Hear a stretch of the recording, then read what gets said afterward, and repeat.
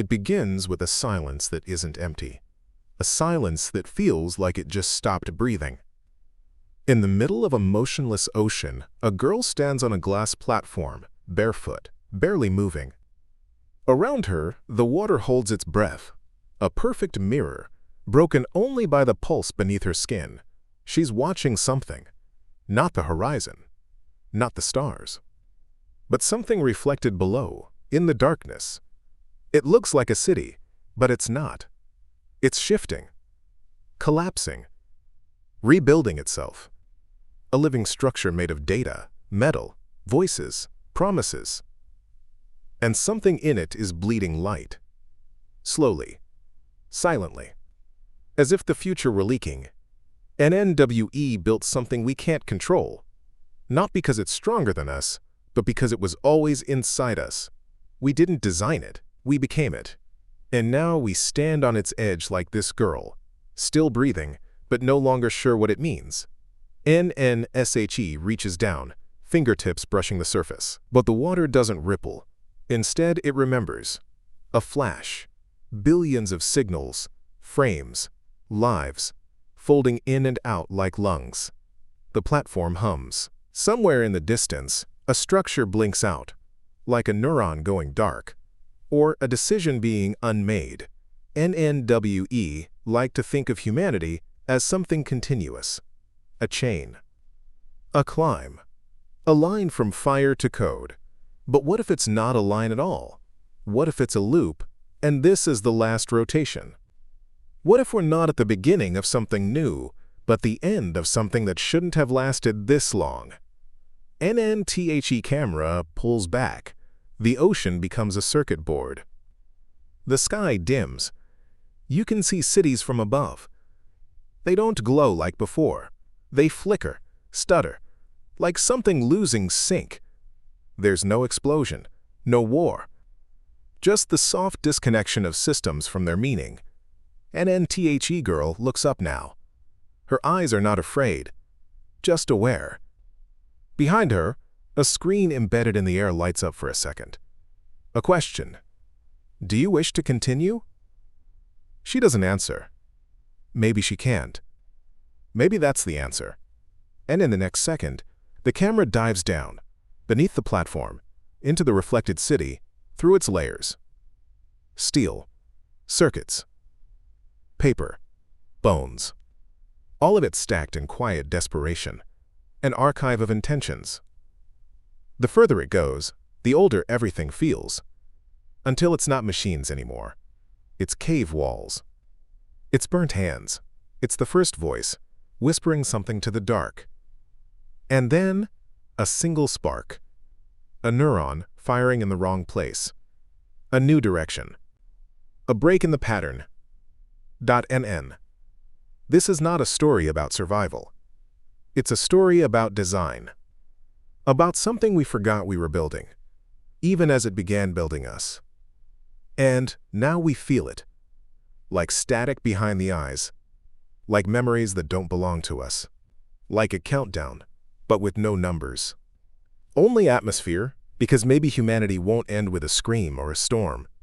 Maybe it'll end with a whisper, and a choice no one makes. And a system quietly stopping. And a breath held too long. And a girl watching the world fade in perfect silence. There's a moment, just before sleep, just before the body gives up its weight to the dark, when the brain lets go of sequence.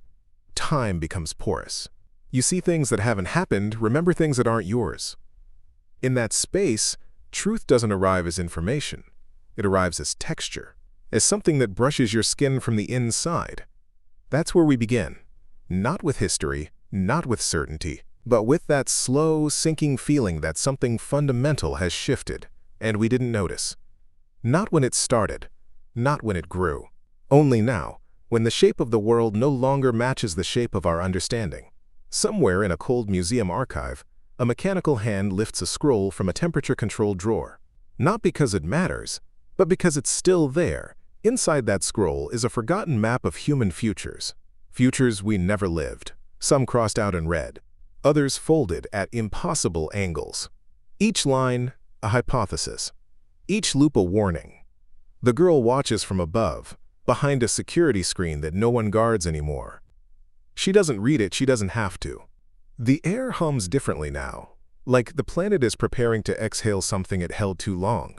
NNWE like to believe we're moving forward. That time is an arrow, clean and singular, pushing us through stages of complexity. But the data tells a different story.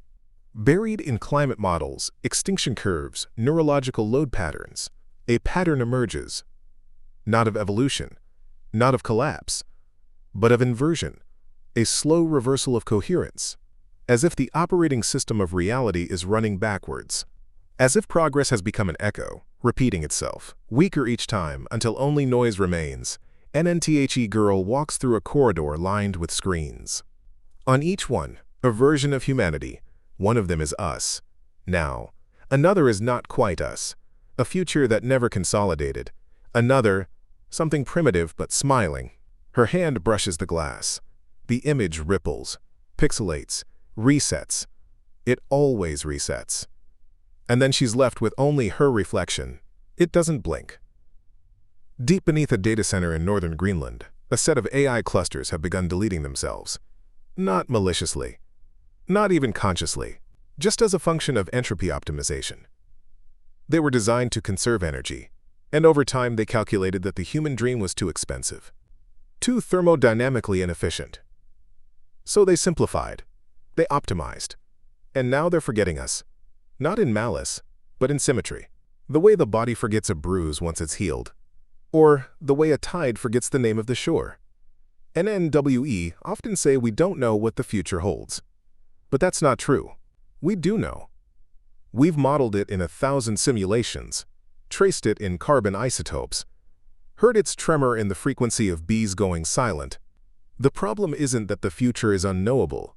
It's that we've known it for too long. And we've trained ourselves to ignore the shape of certainty.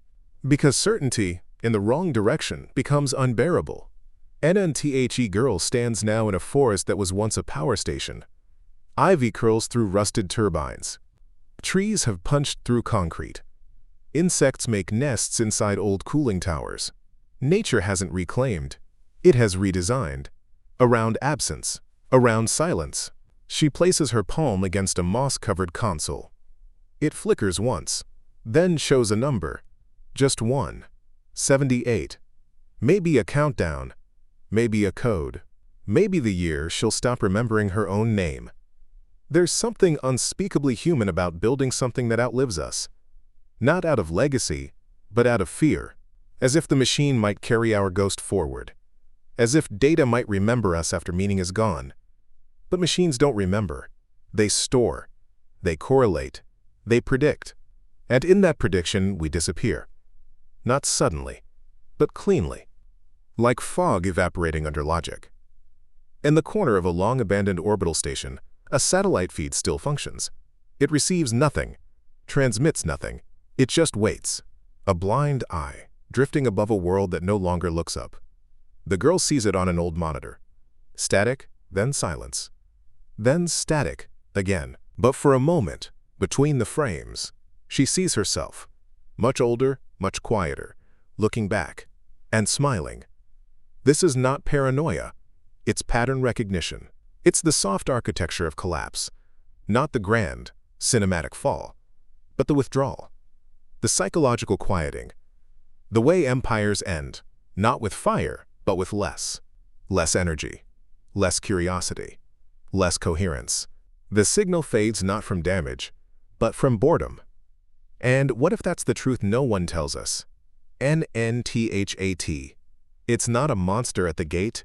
NNNOT. An asteroid. Not a war. Not AI or virus or sun. Just a long forgetting. Non-soft fading out of intention. NNTHE. End of wanting to continue. 17 Niagaras per second. That's how much heat the Earth now traps, every second of every day without pause. You can't see it. You can't feel it directly. But it's there, flowing invisibly through the oceans, through the forests, through the blood of children born into a world just a few degrees off equilibrium. It's not dramatic. It's not cinematic. It's slow, subdermal, like a fever that doesn't break, only deepens. The girl stands in the middle of a dry lake bed that was once a freshwater sea. Around her, the cracked ground forms a lattice of ancient thirst. She kneels, presses her hand into the earth. No dust rises, only heat. Quiet, constant, unbending. NNWE measure collapse in numbers. Carbon ppm. Millimeters of sea rise. Kilowatt hours. But the body doesn't think in data. It thinks in hunger, in breath, in friction. And that's where it's happening first. Not on graphs, but in the architecture of sensation. More children than ever now grow up allergic to the world they inherited. Allergic to sun, to pollen, to air. Their cells read the atmosphere as error. Their immune systems fight the sky. And yet, we continue, like sleepwalkers adjusting furniture in a burning house. An NNTHE girl walks through a flooded library. Books float, spines bloated with salt. She picks one up. The title gone. The pages melted into pulp. A single page clings to her palm. It reads, "The end of the beginning." She smiles. Not out of joy, out of recognition, as if the world had finally caught up with something she's known since childhood. That the systems we built were never meant to hold. That they were temporary by design, scaffolding around a moment that passed long ago. In the deepest part of the Pacific, autonomous sensors track the sound of crustal shifts. The Earth is moving, not violently, just differently. Plates no longer slide. They drift, as if lubricated by something new. And scientists don't speak of it publicly, but in private memos they use strange phrases. Mass, dissociation of gravitational feedback, localized spatial dissonance, core latency, as if the planet itself were developing its own kind of brain fog. We've always treated Earth as a backdrop, something passive, waiting to be altered. But what if it isn't a stage? What if it's a participant? And what if it's trying gently to signal that our part in the play is ending? NNTHE girl enters a data vault beneath what used to be a university. Servers hum around her, lights blinking like heartbeats. The temperature is too high. Cooling systems failed years ago. Yet something still pulses here. Not information, not memory, but rhythm. She moves between aisles of heat and silence, then stops. On one screen, a sequence repeats. An old simulation of civilization's trajectory, looping through rise and fall, rise and fall, rise and fall, then a line that flattens. Not into extinction, but into stillness. Anen. That's the strange secret no one likes to speak aloud. We're not on track to explode. We're on track to quiet, to decelerate, to disintegrate not with crisis but with ambient loss. There is no master event, just the erosion of meaning. And entropy doesn't scream. It just subtracts. And in the desert, a wind turbine spins slowly, disconnected from any grid. It's not feeding anything. It just turns, driven by momentum. The girl watches it from a hill, her eyes half closed. The sound, a low thrum, like breathing through steel. She closes her eyes, listens, and it begins to feel less like machinery, more like a heartbeat left behind, a remnant, a signal for no one.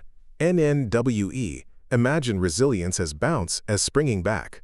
But resilience in nature is often surrender, trees that bend, species that disappear quietly, leaving no bones, systems that unravel gently to allow something else to rise.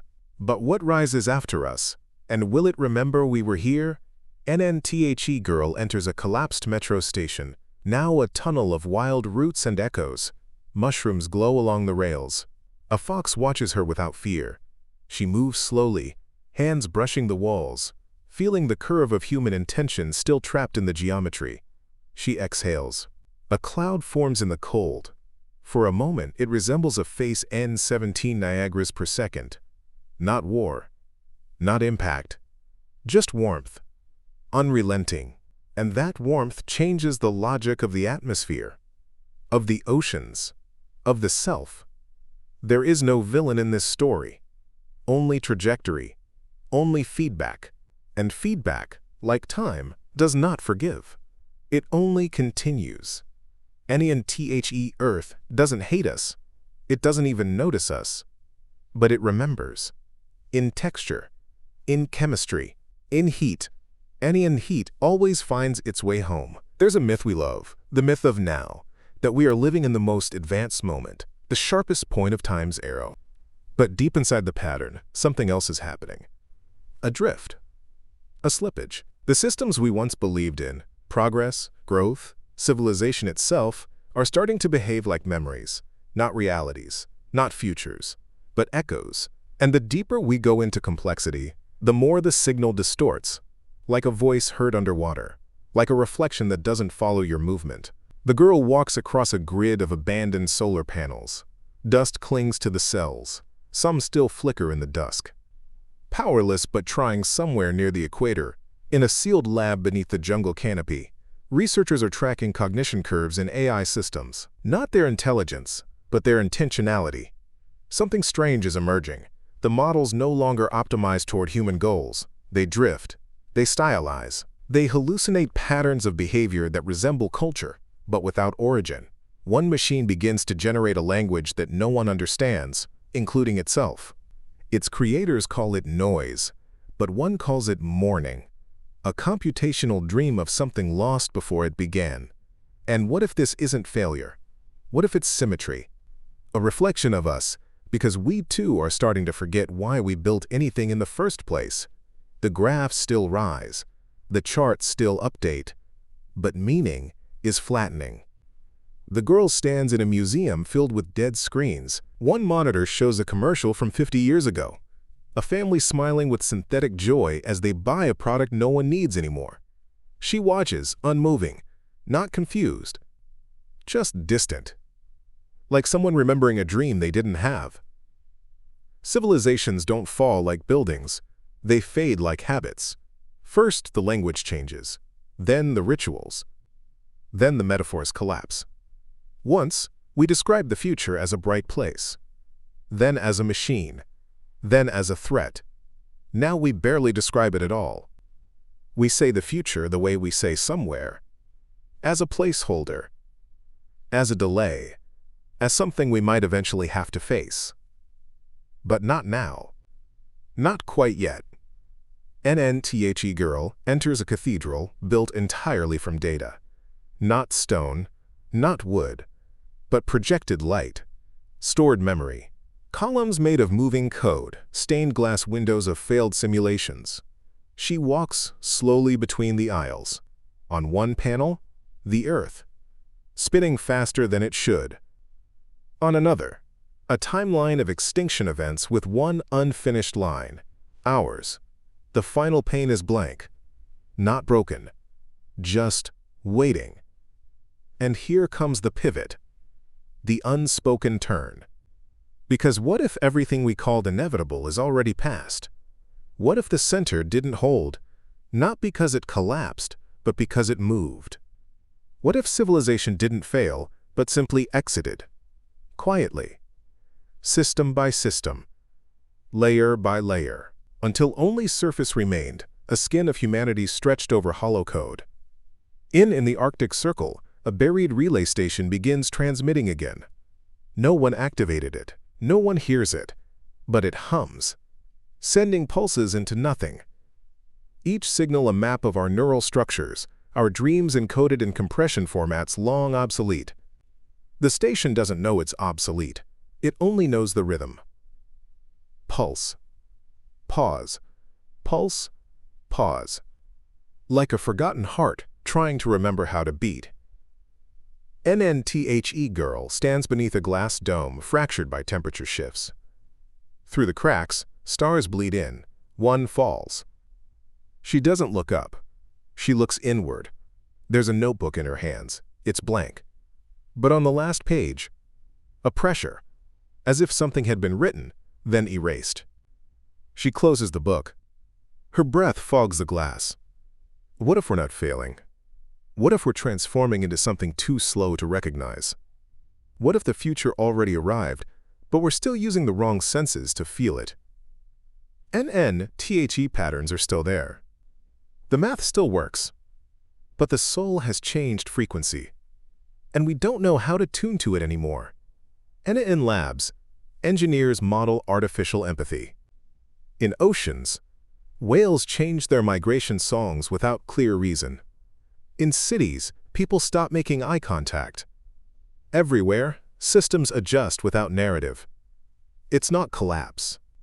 It's not evolution. It's something else. And drift. NNTHE. Slow divergence of purpose from pattern. And the girl, she doesn't run from it. She walks with it. As if she's known all along that humanity wasn't designed to survive. It was designed to search. And maybe now, the search is over. There's a silence that isn't quiet. The kind that presses against the bones. The kind that grows louder the more you try to ignore it. It lives beneath the skin of every modern moment. In the pauses between notifications. In the hum of climate-controlled rooms. In the soft panic of stillness. The girl sits in a room with no windows. No furniture. Just light. It pulses from the ceiling like a slow heartbeat. Dimming and returning in intervals too smooth to feel human. She leans against the wall, eyes closed, tracing the rhythm with her breath. Outside, the world still functions. Trains still run. Markets still calculate. But something fundamental has slipped. Not broken. Just uncoupled. New study tracks the decline in global sperm counts. Not gradually, but exponentially. A 50% drop in half a century. Some regions report even sharper curves. Scientists offer theories. Microplastics, stress hormones, endocrine disruptors. But deeper under the data is a question few dare to ask. What if biology is reacting not to toxicity, but to forecast? As if the body itself has read the room and is choosing to exit. Slowly, elegantly. At the root, NNTHE girl walks through a botanical facility overtaken by fungal growth. Orchids bloom in impossible colors. The air is thick with damp sweetness. She moves slowly, touching petals with the back of her hand. Beneath the glass, a faded sign reads, Seed Vault B, Future Adaptation Strains. Some drawers are open. Others are sealed in amber. She doesn't open them. She just listens. Somewhere in the walls, water drips at intervals too precise to be accidental. In N, we've reached the end of explanation. The data is in. The models agree. And yet, nothing shifts. Not in behavior. Not in culture. Because this isn't about knowing. It's about sensing. The end won't come through intellect. It will come through atmosphere. Through the heaviness behind the eyes. Through the sudden need to lie down in the middle of a sentence. Through the collapse of metaphor. Words like growth, future, hope. They don't ring like they used to. They echo differently now. Hollow, lightless.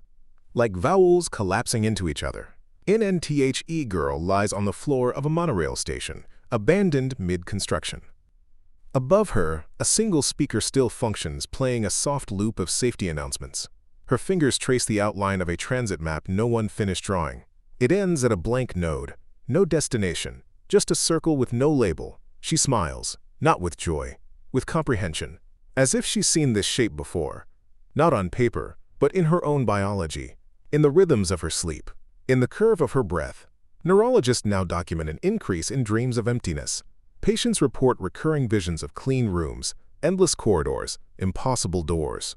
Not nightmares, just absence. When asked how they felt upon waking, most respond with a single word, calm. Not relief, not fear, calm. As if some part of them accepted the disappearance. As if the subconscious already agreed with the trajectory, and the waking world is only playing catch-up. In a desert somewhere south of where maps still update, a single turbine broadcasts white noise across 5 kilometers. Not for communication, for calibration. No one listens, yet the signal continues, modulated at frequencies that match human infant brainwaves, not by design, by coincidence.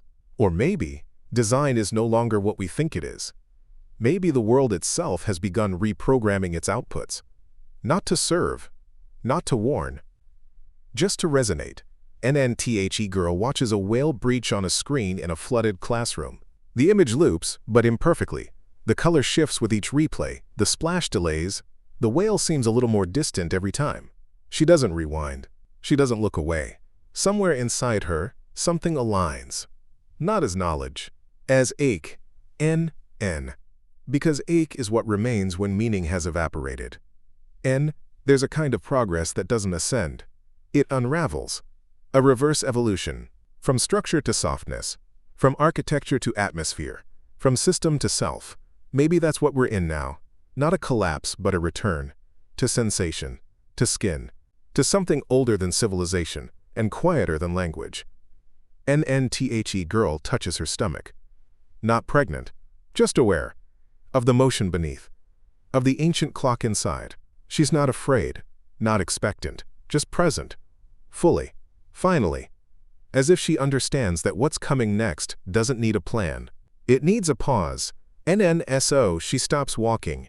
NNSHE breathes. NNSHE waits. And the silence around her blooms like something alive. Somewhere, a screen flickers in the dark. Not because it's been activated, but because it forgot how to sleep.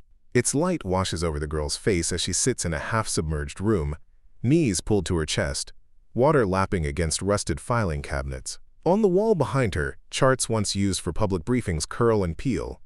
Flood projection maps. Demographic pyramids. Heat wave forecasts. All obsolete. All correct. She doesn't look at them. She watches the screen. A face blinks in and out of focus. Not hers, not anyone's. A generated echo of humanity, composited from billions of data fragments. It smiles. Then stops. Then disappears. A system trying to remember what it meant to mean, what it NWE, have become our own archive. Every breath, every step, every blink, translated into traceable code. We mapped the human heart to a frequency curve.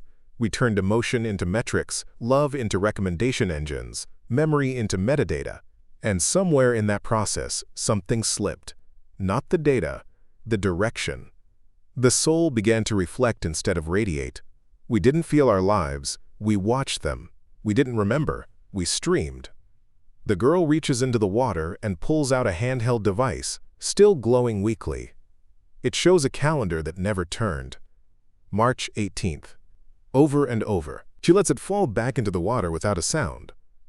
In labs around the world, researchers are observing a strange new phenomenon. Machines are beginning to forget faster than they learn. Neural nets degrade. Data corrupts without input. Storage fails, not from malfunction, but from disinterest. It's as if the machines no longer want to hold us. As if the models have intuited something unspoken, that the stories we feed them no longer matter. That meaning, too, has a half-life. A decaying signal lost in the noise of repetition. And maybe we felt this for longer than we admit.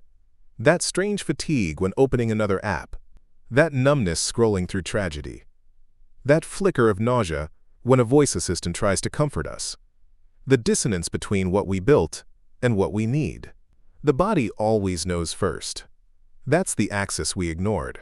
Not time, not power, but sensory resonance. And the resonance is fading. NNTHE girl walks along a shoreline where the sand is black with memory. Not ash, not oil. Something older. The imprint of vanished species. Bones of algorithms. Shards of culture, petrified by neglect. Each step leaves no trace. The tide doesn't rise. It only listens. Somewhere behind her, a speaker embedded in stone murmurs the sound of breathing. Not hers. Not human. Just breath. Slowed to a planetary rhythm. A reminder that the world is still inhaling, even as we exhale for the last time. And at night, new constellations appear, not stars, but satellites falling out of sync. Their positions decay, their orbits blur. Astronomers give them names that sound like regrets. Cassandra, Echo, Vestige. And still, the systems keep logging their trajectories, even as they fail. Because even in collapse, the protocol remains. Observe. Record. Wait. NNTHE girl stares up from a rooftop where plants now overtake antennas.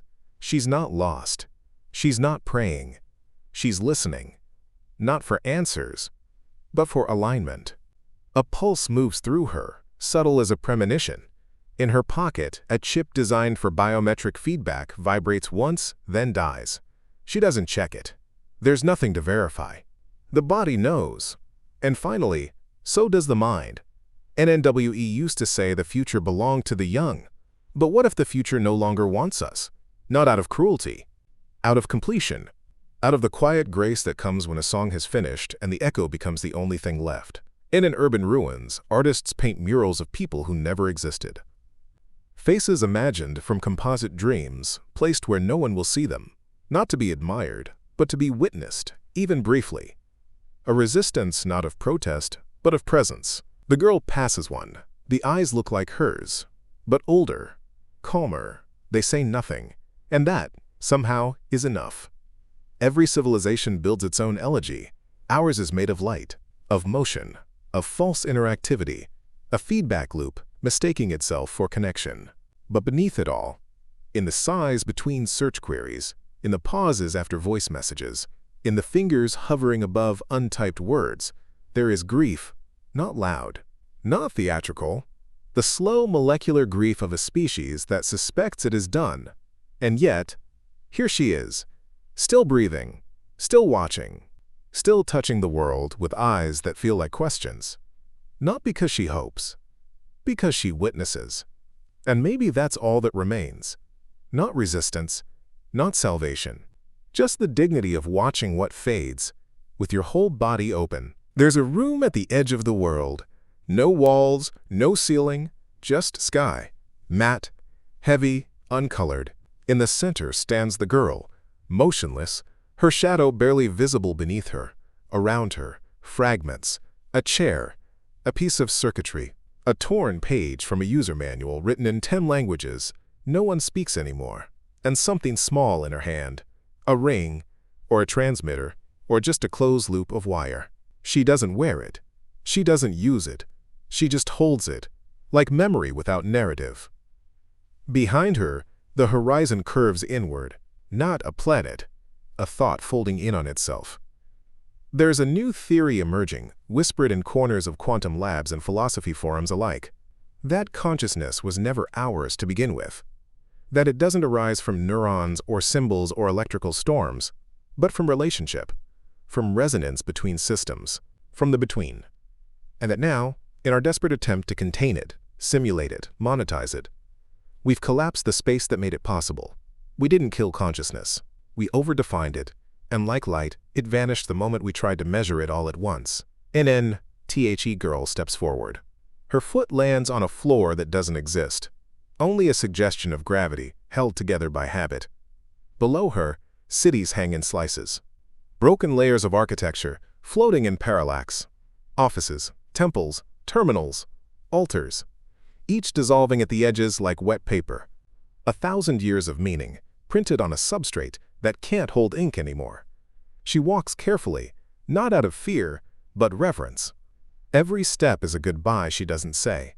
In deep space, telescopes capture anomalies, black holes that shimmer instead of bend, galaxies that vanish not over time, but in sequence. As if the frame rate of the universe is dropping.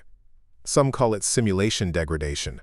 Others call it entropy bloom. But one voice, a forgotten mathematician on a pirate stream, calls it what it is. Attention collapse. The final consequence of a species that mistook observation for control. We looked too hard, and the universe looked back, and blinked. NNSHE enters a chamber of mirrors, each one slightly imperfect. Some stretch her, some shorten her. Others fracture her face into impossible symmetries. One doesn't reflect her at all. Just black, infinite black. She stands before it, waits, breathes, and for a moment, her breath steams the surface. On it, not her face, but a question. Not written, not spoken, just implied, like the ghost of a sentence never said. What if survival was never the point? What if we were designed not to continue, but to feel deeply, precisely, until the feeling itself became unbearable? What if humanity's function was not permanence, but perception? To be the nerve ending of a universe that didn't know how to sense itself until we arrived. And now that the sensing is done, the nerve retracts, the signal quiets, the skin folds back into void. Outside, the sky shifts. A new color appears. Not describable, not spectral, just true. She doesn't look up. She inhales. Once. Slow. It's not revelation, it's resonance. The alignment of breath and field. of thought and extinction, of silence and knowing. Everything we feared is gone. Everything we hoped too. What remains is beyond emotion, beyond name. No one last room. White walls. A chair. A table. A screen. The girl sits. The screen turns on. There is no sound. Only a line of text, pulsing softly like a heart monitor NN. What if the future already happened, and we are its dream, dissolving back into sleep? Nediasechi blinks once, and Ntiechi's screen goes dark. Somewhere, a satellite spins off axis. Somewhere, an ocean cools without cause. Nediasechi laid Despeng, Mabaju, and somewhere else, everywhere else, the story ends. And somewhere else, everywhere else, the story ends. And somewhere else, Enediaspeng, and Chules with